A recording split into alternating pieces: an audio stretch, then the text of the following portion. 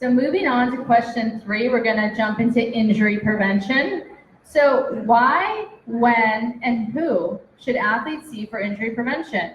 And how does an athlete know if it's good pain versus bad pain? All right, we're going to go ahead and start with you, Bruk. Thank you. Oh, so that's a huge question. Yes. Thanks for that. And we spend a lot of time working on injury prevention. We would really like to become a where we are more about smoke alarms instead of fire engines, preventing things instead of responding to injuries.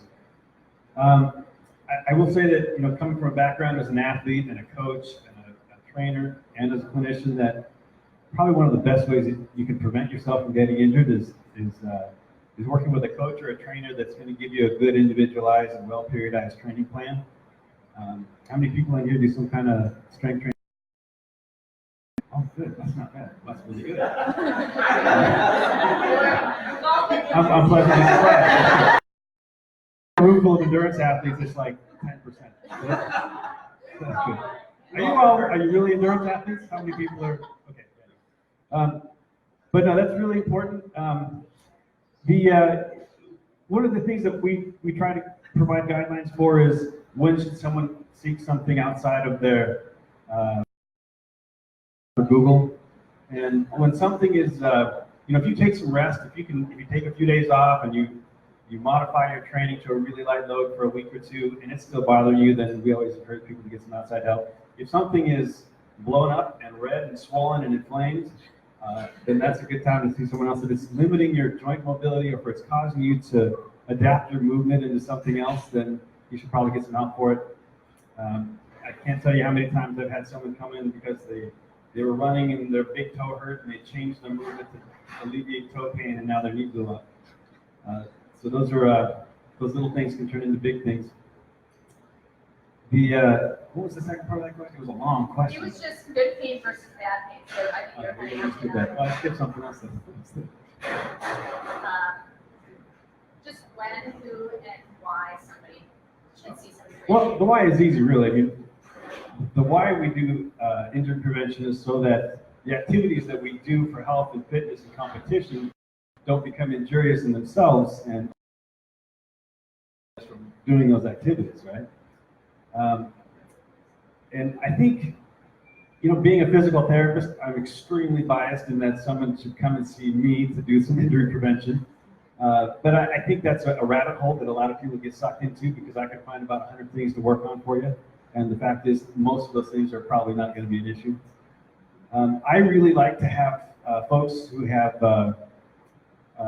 coaches and trainers as kind of their first line injury prevention specialists, and they're their leaders.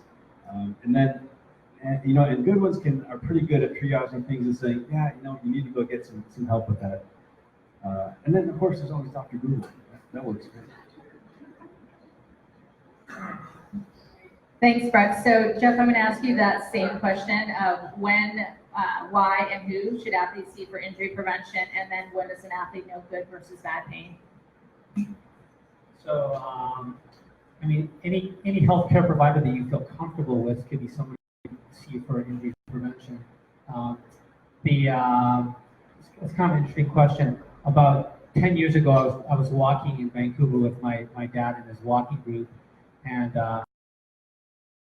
part of this group, and she was walking it, and I turned to her after the walk and I said, Diane, do you have back pain, or what are you doing for your back pain? And she kind of looked at me and she sneered a little bit, and that was the end of it. Until 2 years later, she called me up. She goes, what should I do for my back pain? Who should I see for my back pain? And my point is that you can only compensate to a certain extent at some point with your posture, and then you're going to develop some kind of pain or dysfunction.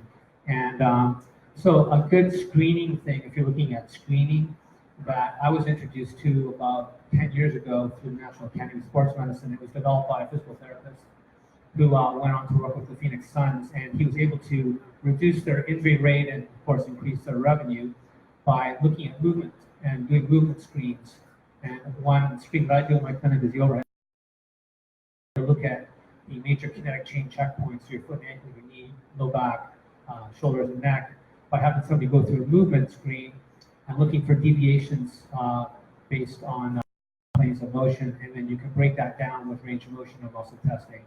So it's one way of screening it and preventing an injury before it happens by looking at this dysfunction. From a nutritional perspective, you can do the same thing where they're at, what their training is, and how they match. Is there a mismatch? Like, for example, on one of the Facebook forums, somebody was complaining that they were fatigued, their testosterone was low, they wanted somebody to put them on testosterone. They were a CrossFit athlete that was doing a ketogenic diet. It doesn't make sense, it doesn't match. The energy requirements of that particular sport requires carbohydrates. So looking at the history and what somebody's doing is a good way to prevent things. Now, from Yeah.